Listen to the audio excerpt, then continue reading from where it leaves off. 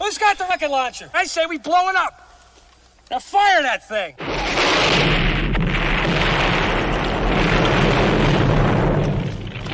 It's for the city of sports, playing with a giant Nick. With my man S. God. That's him. You feel the vibe? That's me. We going live. That's us. That like button shared, you been subscribed. Stadium. That MetLife, Big Blue, home of the Braves. Yeah. That turnpike you can see, that's where the game's played. NFL one day, then it's the NBA. Madison Square Garden, that's where the Knicks play. This that NY Logan, no it don't get broken. Legalize, mean this shit smoking. I'm on topic, dropping another episode. The game winner, trade, maybe a field goal. Everybody right now doing the wave. You tune in the show called TheMan-Cave. I see the chat, they always doing their thing. Big views, 85-inch screen. The game's on, you rushing, please, remain calm. You on the road and chill, do the watch along. The show's on, the host, you know it's S-God. It's no telling the panel filled with guest stars. You're now rocking with the voice, you know who it is. It's your boy J Boogie. You're now rocking with my man S-God. I support him to the fullest, you heard? My man Mike Blaze. This is Alter Production. What that mean? We about to alter everything that's playing. Tune in. My man S.God. Support the show. Subscribe, share it. Most importantly, hit that like button. What's good? What's good? Salute Knicks Nation. Salute Giants Nation. Welcome to another episode of the Man-Cave podcast. And on this episode, we're going to be doing a weekly recap for the New York Giants and the New York Knicks. You know what I'm saying? So if this is your first time to my channel, please hit that like and subscribe button and also share it and also hit that notification bell too. Like I said, let's get into this episode, the Knicks and the Giants weekly recap. So on the season, like I said, as far as the Giants, you know, season is about basically over now. The Giants, the last game they played, they lost to the Philadelphia Eagles 33-25. It was a thriller. It was a great game for the Giants, but that loss mathematically eliminated them from the playoffs. So the Giants season basically is over. They just got final 2 games left of the season. You know, 2 home games actually against the Rams and also the Philadelphia Eagles, the last game of the season.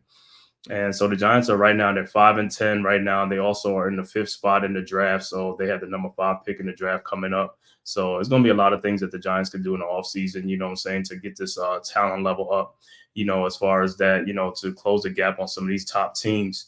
You know, we got the 5th pick in the, so far the 5th pick for right now. It could go up to number 4, or who knows, could go to number 6. So you got the 5th pick. And then they also have 2 second-round picks and 3rd-round picks. So I think they have like 3. Actually, they have I want to say 4 picks in the top 105. So that's always a good thing. You know what I'm saying? The more picks, high picks you get, you can also upgrade the talent level on the team, you know, so that's a great thing. But like I said, you know, as far as the Giants, you know, the whole, you know, Tommy Paisano, Tommy DeVito, you know, look like that. Tommy DeVito Sandy, that looks like that's over with right now because he got benched in the second half of the Eagles game. You know, Tyrod Taylor took over as the starter, and he's also been named the starter this week. So I'm pretty sure he's going to be named the starter for the last game too. So, but with Tommy DeVito, and I mean, while he was in there, it was good. You know what I'm saying? He won 3 games, lost 2. So, I mean, he's a backup. So, but like I said, for those 3 games that he won, you know, it was a soft part of our schedule. But, you know, all in all, he did real good though. So I can't really fault, you know, for an undrafted free agent, you know what I'm saying, to do that, you know, win some games. So you can ask for the kids. I mean, he has some good pocket awareness. He made some throws. You know what I'm saying? He made some runs and stuff like that to help the Giants win some games. So all in all, it was good, though. You know, we beat like the Patriots, the Commanders, and the Packers. You know, that was a thriller. So, you know, that was good. But like I said, with the Giants, their season is basically over. You know, they just playing out the last 2 games. Of course, you're going to have guys that's going to play, you know what I'm saying, because guys are still trying to get a contract, you know, for next season. So, you know, of course, some guys are going to play. They're going to give it their all out there. You know, they're not just going to go out there and lay down. You know what I'm saying? So we'll see. Like I said, they played the Rams this week, and then they played the Eagles the last game. And then they're playing the Rams. The Rams also have for this game, it's a big game for the Rams because if they beat the Giants and they get some help, then they could get themselves in a playoff because right now they're 8-7. So they will beat the Giants, but they're also going to need some help for some teams to lose some games. So this is a big game for the Rams. As far as the Giants, like I said, it's Tyrod Taylor going to be in that quarterback. You know what I'm saying? He gave us a spark against the Eagles in the second half. So we'll see how he comes out.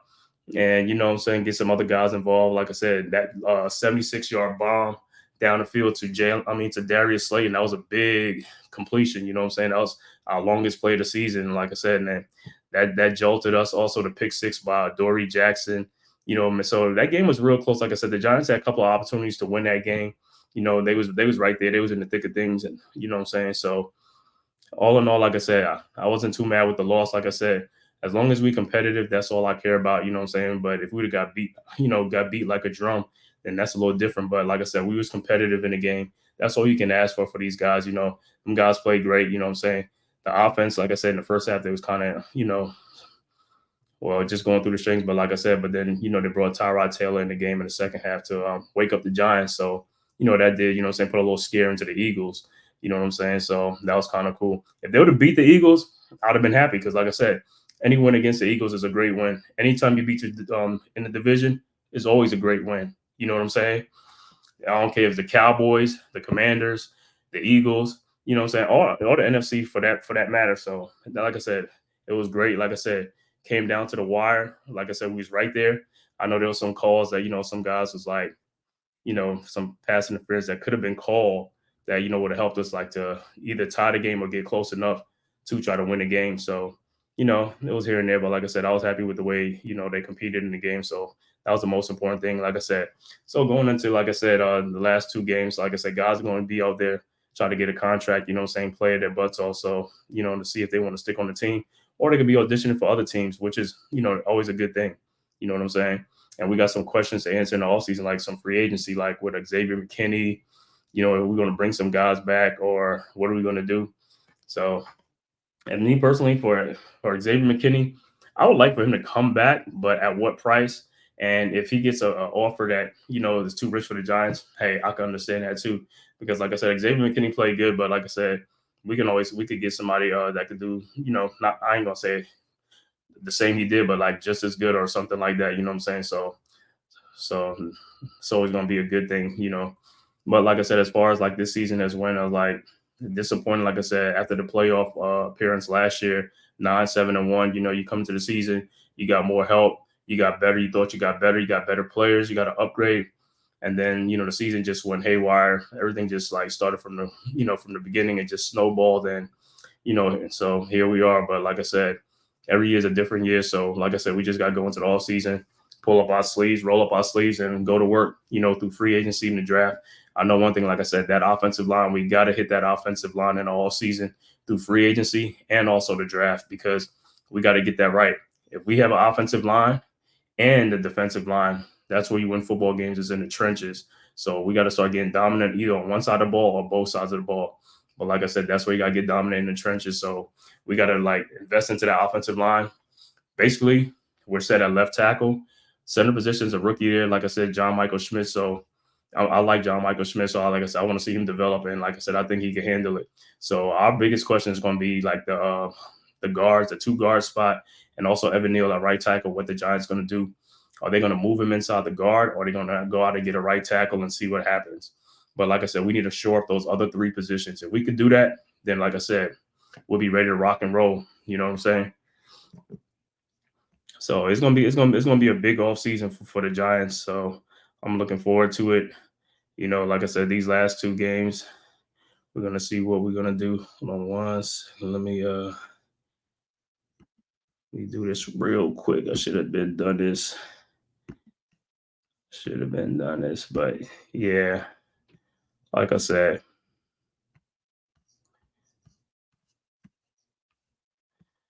We should have been and do this thing right here.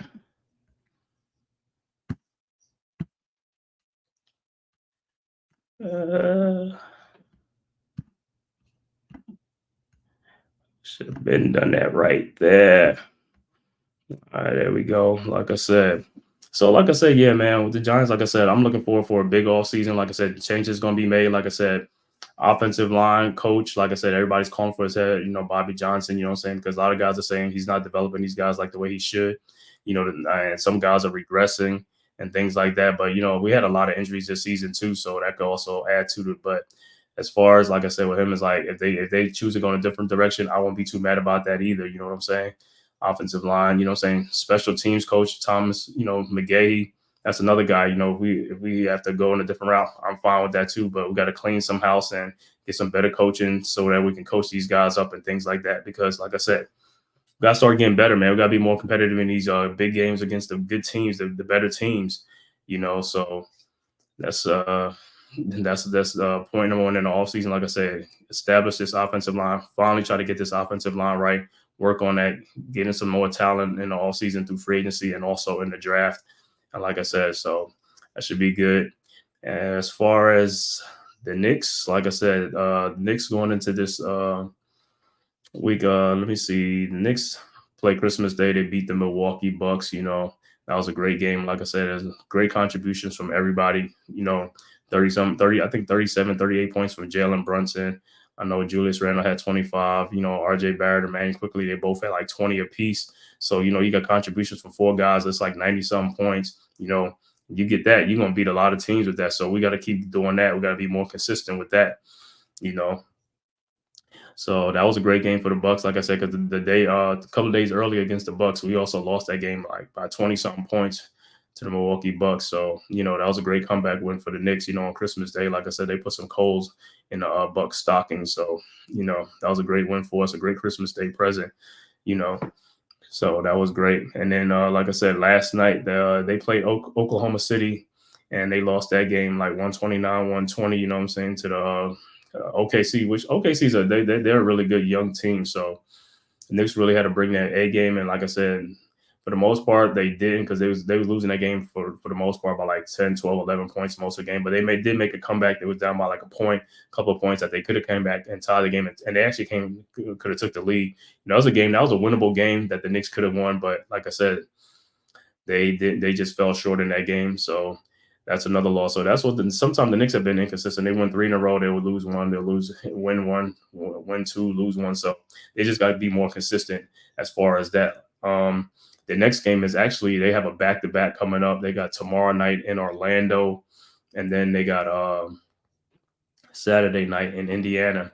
So 2 more young teams again, like OKC. So Knicks got to bring their A game. They got to lace them up and come to play, like I said, because Orlando has been improved much improved this season. So that should be a good test for the Knicks, Orlando. And then Saturday, they get to face their old friend, Obi Toppin and the Indiana Pacers, Tyrese Halliburton, who's been playing out of his mind, what I'm saying? So that should be a good game. That might be a track meet, because the Pacers games are usually like up in the 240. So them guys score like about 127, I believe, 128 points. So they don't play a lick of defense. So it could be a 135 to 132 game against the Indiana Pacers. But like I said, against the Magic game, might be more of a defensive game.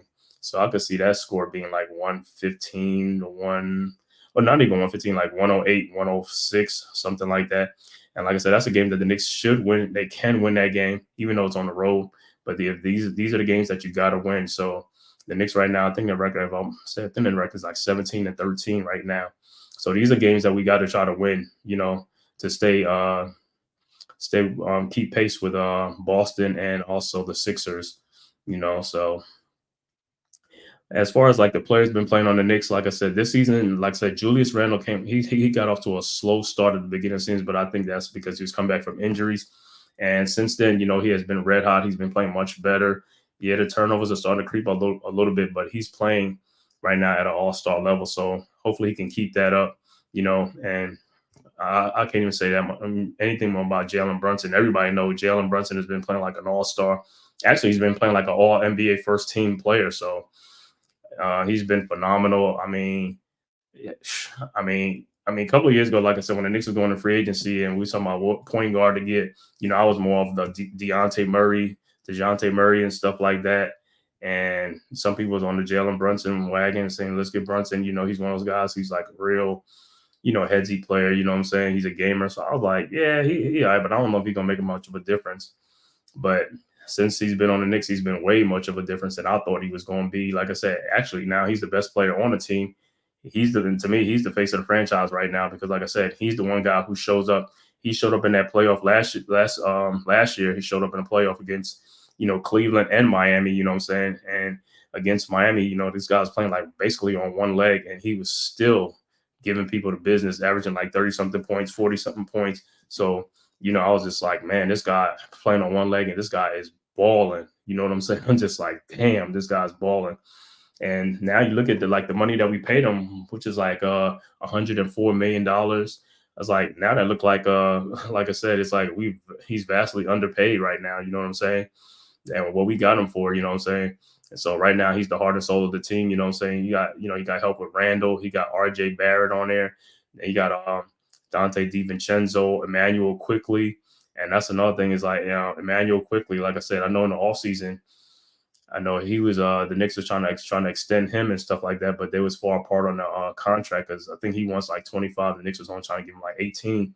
But yeah, well, I look at it like, man, they should have paid that man. You know what I'm saying? I like IQ. I hope he stays. You know, I hope they could come up with something. But from the reports that I'm hearing, is like they're still far apart on what they want. You know, on the contract. So doesn't look good, or he could be involved in a trade. You know, the Knicks might end up trading him if they figure they can't sign him. They're gonna package him in a trade to get somebody. But like I said, for the most part, Emmanuel Quickly, he's like a guy. Like I said, I wish he could stay because like these are the type of guys that the Knicks need to keep building up this team. You know, you get a guy who's a six man. You know what I'm saying? A guy who could average like 20 points and give you 20 off the bench at any game. You know what I'm saying? That's what you want. You want somebody who's gonna be reliable.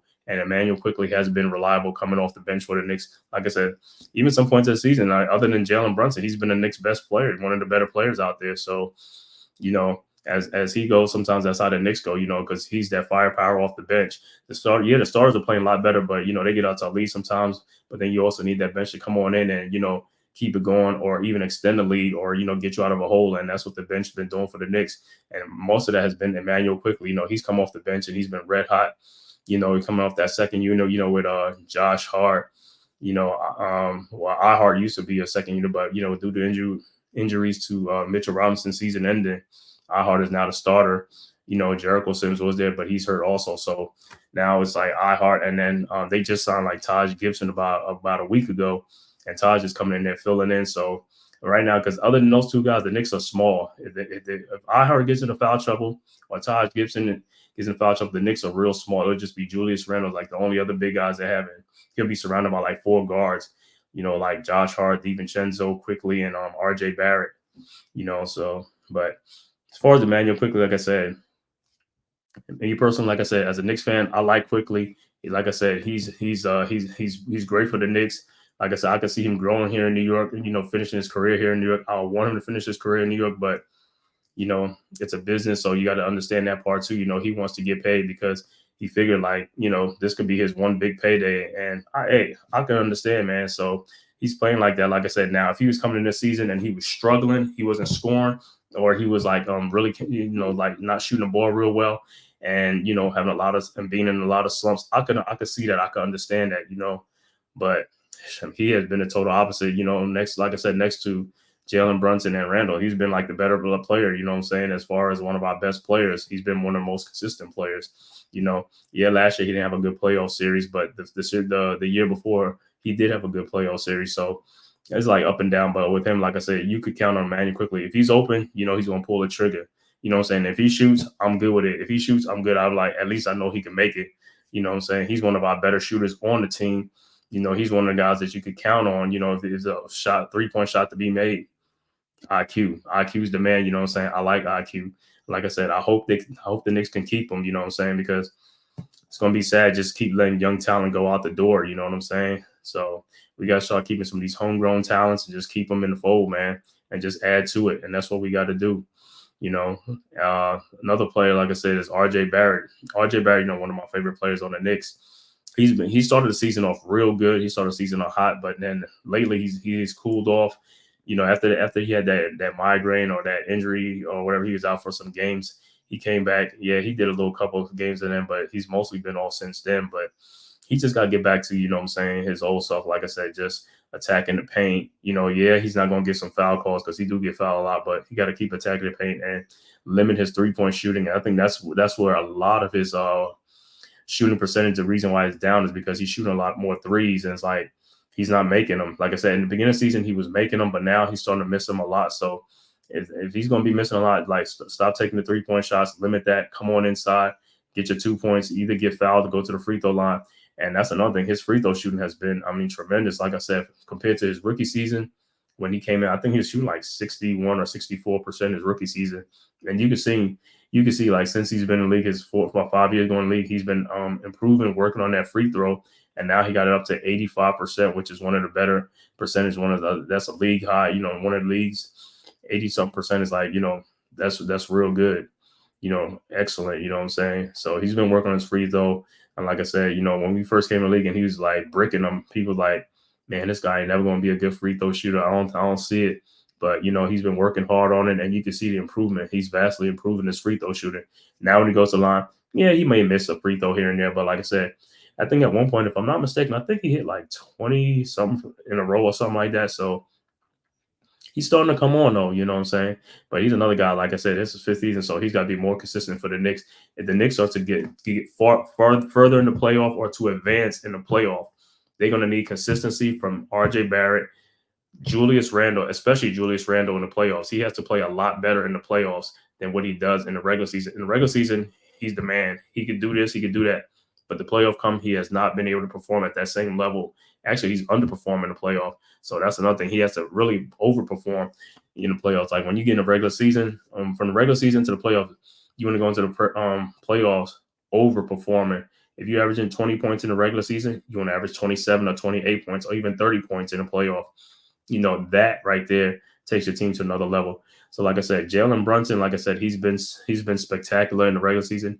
He's been spectacular in the postseason. You can always count on him. He's the one guy you don't have to worry about that he's going to bring it. He's a gamer, So he just got to get these other guys on the same page with him, like, Randall, Barrett, and Quickly and stuff like that. And like I said, you got Josh Hart, you got DiVincenzo, who's another little X factor, he was on the team last year, so he's on the team now. So he's another guard that he's really been doing his thing too. He's been playing real well this season. So like I said, but me as a person, I want to see how he performs in the playoffs. Yeah, I've seen him perform in the playoff for other teams like Golden State, Milwaukee, but I want to see how he's going to perform in the playoff for the Knicks. That's the main thing. I don't care about the other teams. I care about what you do on my team in the playoffs. So we're going to we're going to get a good gauge and see what's going to happen. But like I said, right now, the Knicks team as a whole this season, sub G Money, salute G Money. Thanks for checking in. But like I said, the Knicks as a whole this season, like I said, we're more of a guard-heavy, perimeter-oriented team compared to in the past. Like I said, this year we're real thin at the 5 spot and the 4 spot. You know what I'm saying? So, but we're real heavy on the guard spot. So that's why I see when you watch the Knicks game sometimes.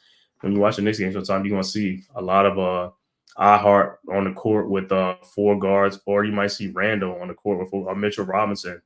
That's because, like I said, the Knicks are guard heavy, So and the guys each guy that's on the floor, these guys are contributing. It's not like they just on the floor. These guys are contributing, so that's a great thing. You know what I'm saying? So and and mostly college basketball, NBA. Most of if you got a good guard group, you're gonna win a lot of games, and it also helps in the playoffs too. You got guys that can penetrate, you got guys who can shoot, they can get to the free throw line, they get free throw shooters, they can make things happen, and then also it can pick up the pace and speed up the pace more, and that's what you basically want. You want guys that's going to do that, guys who are going to penetrate, and then also you need guys that can play defense and get in the passing lane, deflect passes and things like that.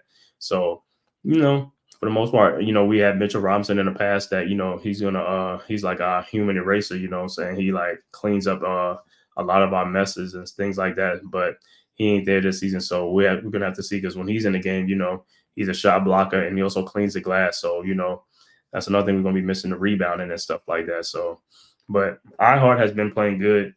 Taj Gibson has been filling in real well too. So we're just going to see if they could sustain it throughout the whole season coming up. And then, also you got the trade deadline coming up. You don't know what's going to happen, if the Knicks going to move somebody or they're going to try to acquire somebody, so that's always a time of the year like coming up where you don't know what's going to happen. Like, what's the rumors? I hear rumors out there, about Zach LaVine, even though his peoples don't want to be traded to the Knicks, because the Knicks, Leon Rose and World Wide West, they're former CAA, what I'm saying? And they basically saying that they and they really want they get more of those clients, to come to the Knicks than to Clutch Sports, which is Rich Paul's agent. But Rich Paul also has Zach LaVine, and he also has DeJounte Murray. So those are things, like I said, I know I see things with the Knicks trying to make trades for them, but in the past, like I said, Rich Paul has not been trying to make trades with the Knicks. So the chances of that happening might be very slim to none, with that. But like I said, you just never know who's going to come in the fold or who they're going to acquire, what I'm saying, to see what's going to happen, because with the injury to Mitchell Robinson and Jericho Sims being out, but Sims should be coming back soon. And now you're thin at the 5 spot with just iHeart in there. So I hear names like was that Daniel Guilford, from the Wizards. I've seen him play. Like he's a good player, a good defensive player, I'm saying, and things like that. So that if they make that trade, I can see that happening, to help to solidify, the 5 position and things like that, to buy some time and things like that. So I can see that happening. But like I said, then there's other names that you won't hear until last minute. And of course, you always hear the Donovan Mitchell trade thing. Me personally, as a Knicks fan with Donovan Mitchell, I know, like he said, he wants to be a Knick. He wants to come to the Knicks. I would rather him just come here in free agency than the Knicks try to trade for him, because really the Knicks have the leverage, because I think he only has another year left on his contract. So basically, with another year left on his contract, he's going to have like the upper hand and things like that, so I could see it. If I'm the Knicks, I probably won't offer that too much, because, like I said, whatever team that they decide to trade him to another team, he could go to another team, but it's not going to guarantee he's going to re-sign. That's the whole thing. If you're giving up a lot of assets for a player like Donovan Mitchell, it's going to be with the intentions that he's going to re-sign with your team. Now, if he decides he want to re-sign with that team and moves to that team, now that's a different story. But if, like I said, right now the Knicks have the upper hand right now with any team in the Donovan Mitchell trade, because, like I said, he could basically walk here if he wanted to. But I know the Cavs, if they feel like they're going to miss out on the playoffs this year, or they feel like he might not re-sign towards the end of the season, they may end up trading him. And if I'm the Knicks, yeah, I'll offer something like a little something to see if they bite or not. I know some people say, well, this could end up being like the Damian Lillard thing with the Miami Heat, where the Heat thought they had Damian Lillard, and because he specifically said that he wanted to come to Miami, so other teams are going to back off, and the Heat was just offering them like basically fish heads and rice. And the Blazers like, yeah, we're going to sit here, we're going to wait till we get the best offer. But what they fail to realize with the Heat is that Damian Lillard was on the contract for 3 more years. So he had no trade clause. So he really didn't have no say-so in there. So that's what happened with that. They ended up sending him to Milwaukee because they had a better deal. And Damian Lillard was on a 3-year contract. Now, if Damian Lillard was on his expiring contract, yeah, then the Heat would have had the upper hand, because anybody else would have been like, well, I'm not gonna have a rental player, you know what I'm saying? I'm not just gonna rent him for like 1 season, you know what I'm saying, without the insurance that he's gonna re-sign and sign with me. But so the Heat gambled and they lost. But like I said, on this Donovan Mitchell thing, yeah, it could be the same thing with the Knicks, you know what I'm saying? If Donovan Mitchell gets traded to a team that he probably likes or something like that. But I think with the Knicks, I think the Knicks have the upper hand on this one. So if they could wait around and stuff like that, they basically get Donovan Mitchell. And like I said, I don't think he's going to be happy wherever he goes unless it's with the Knicks. So, and if a player wants to go to a specific team, as like I said, he can make it happen. Like I said, he's getting closer to that where he can have the upper hand. Like I said, after this season, I think he's on a 1-year deal, or he can opt out. So he basically have the upper hand and let him know, like, if he says, I only want to go to the Knicks and I'm only going to re-sign with the Knicks, then I think the Cavs would just be forced to just trade him to the Knicks, or if they trade him to another team, the other team going to have to convince him to re-sign, with the insurance and stuff like that. So we have to just wait and see on that. But as far as like the Knicks season, like I said, the Knicks are 17-13 right now, and yeah, they've been playing good. Like I said, this season they're one of the top teams in the Atlantic Division, which is a great thing. We just got to keep pace with the Sixers and also the Celtics, And this year, like I said, we played the Celtics, we played the Sixers too, so it should be a great season for us. Like I said, I just want to see how these guys are what they're gonna do during the trade deadline. See, with this injured Mitchell Robinson, see like how if our guys like iHeart and Jericho Sims, if they could sustain it for the whole year and see how they do in the playoffs. That's mainly what I want to see. I want to see how we're gonna react and see how we're gonna do. But if the Knicks brass feel like they can't trust these guys, then yeah, they're gonna go ahead and make some trades and try to, strengthen the team and see what they can do, for this playoff push. Because I say it's a good season. The Knicks should make the playoffs this year, So I'm not really stressing about it. Like I said, so far the basketball has been good. I've been enjoying some of the Knicks games. You know what I'm saying?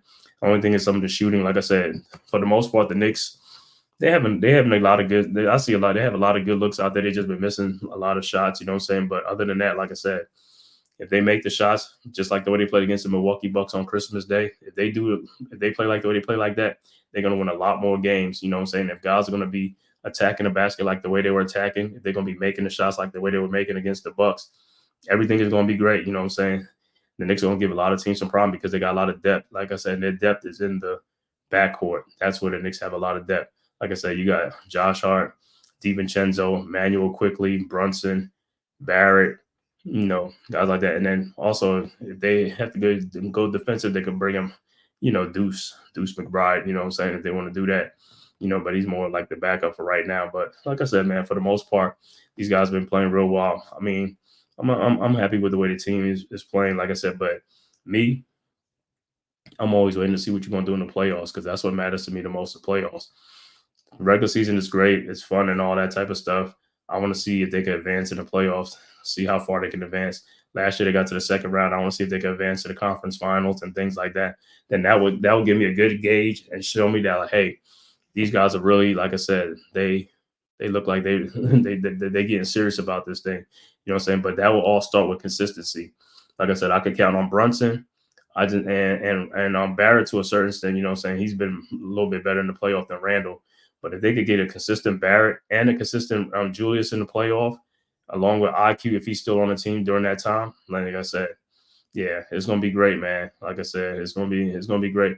But like I said, in the playoffs I want to see how the Knicks offense go because usually the offense in the playoffs, that's when teams are like, bogged down on Tom Thibodeau's team because, like I said, they do a read and react offense.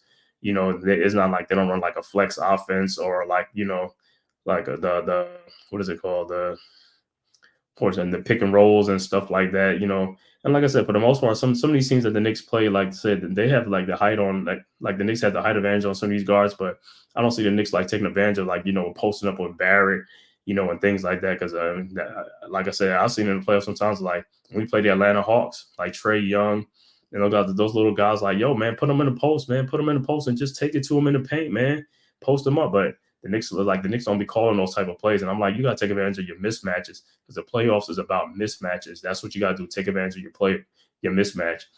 And like I said, in the playoffs, I just see the Knicks offense just get so stagnant because it's like, there's almost like this iso ball that waiting for Randall to do this. He says like, you see the guard bring the ball up and he's bring the ball and he hands it off to Randall. Then he goes away and then he gets it back and he gives it back to Randall. And it's almost like an iso ball. It's like, we got to be more, like I said, pick and roll or something. Like you got different guys on the court. So I got to see more emotion on offense. You got guys cutting to the basket, moving around, doing some things to where the defense, to get the defense moving, tire the defense out. Because if you just do iso ball, the defense is going to either play, they ain't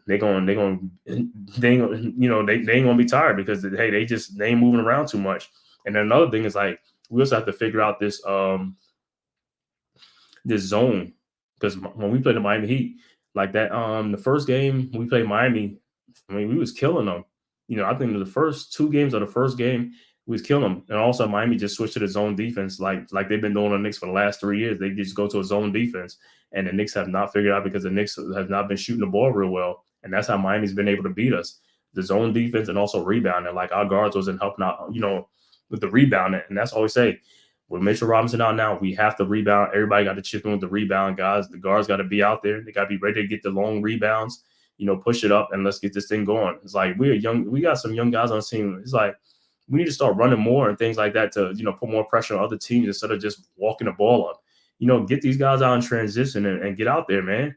Let's get some more fast break points. That's how you win a lot of games, with easy baskets, fast break points, things like that. You got to do those type of things. You know what I'm saying? You got to do that. Because especially in the playoff, because the one thing in the playoff, when you start being a half-court team, you start walking the ball up, your offense is going to get stagnant because then the other team's defense is already set and waiting, or they're going to go into a zone defense. But if you keep running and you keep attacking them, coming at them, you're going to get teams in foul trouble. You know what I'm saying? You're going to speed up the pace. You know what I'm saying? That's what you want to do. And then, like I said, then they can't dictate to you what they on defense, what to do, because they don't know what's coming. And that's the whole thing. The element of surprise. That's what you got to do to these teams. Like I said, our part last year in the playoffs, we was beating teams because of the rebounding. We had a lot of offensive rebounds due to Mitchell Robinson. Block shots. The guys was coming in there. They wasn't getting nothing in there because Mitch was down there. You know what I'm saying? So that's what I say. This playoff, when we get in the playoff, we're not going to have Mitchell Robinson. So I want to see, who's going to be there, at the end of the season, like towards the playoff, like during the trade deadline. I don't see what the Knicks going to do. If they're going to stand pat or they're going to make some trade and get some help at the 5 spot. You know what I'm saying?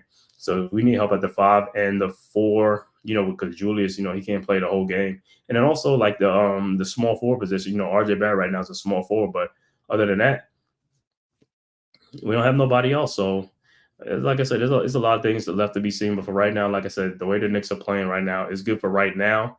But I want to see when the postseason comes and also past the trade deadline, see how they play. Because like I said, in the past, like I said, that's been our Achilles heel. When we get in the playoff, it's like we become more of a offense be like predictable, it be stagnant, not too much going on, and that's what we don't need. You know what I'm saying? So, like I said, coming up, like I said, the next couple of games with the Knicks on the road is like we play these young guns. We play Orlando tomorrow night. They've been giving us problems a little bit. So I have to see how we, of course they got Paolo Banchero. You know what I'm saying?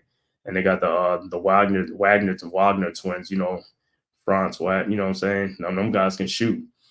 So, and they've been playing real well. I think Jalen Suggs I don't know if he's hurt or he's going to be playing, but he's been playing real well too. So that's the thing we got to watch out. And then when we play the Pacers, they got a young team. They got Tyrese Halliburton. They got Nembhard, Benedict Mathurin.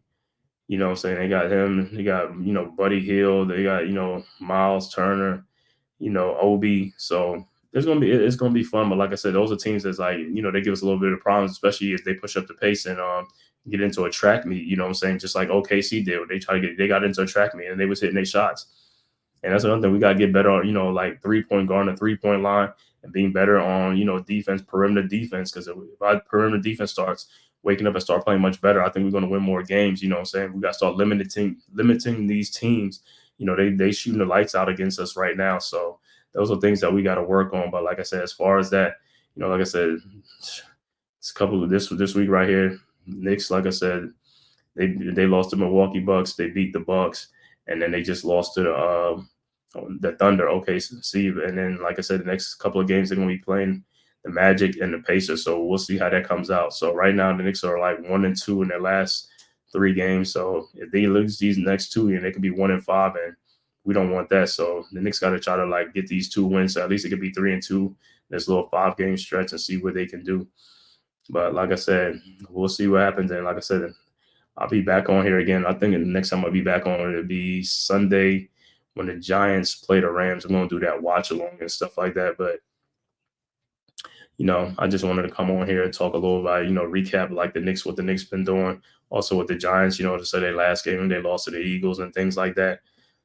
And before that, they lost to the New Orleans Saints, 24-6 in that game. So, yeah, they lost their last 2 games. So, like I said, man, it's just like a recap, like I said, going forward. So, next week, hopefully, like I said, after these games, come back with some more dubs and stuff like that. So, I'm going to talk more about it, too, on Sunday because the Knicks already played their other 2 games before the Giants game. So, I'll come in and recap that on there. So like I said, if this is your first time to my channel, please hit that like and subscribe button and also share it also. And also hit that notification bell.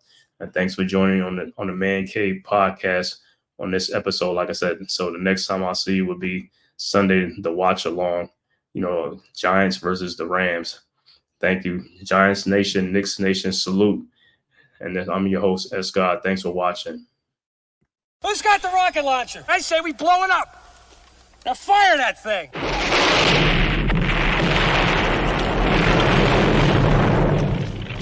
It's for the city of sports playing with a giant Nick.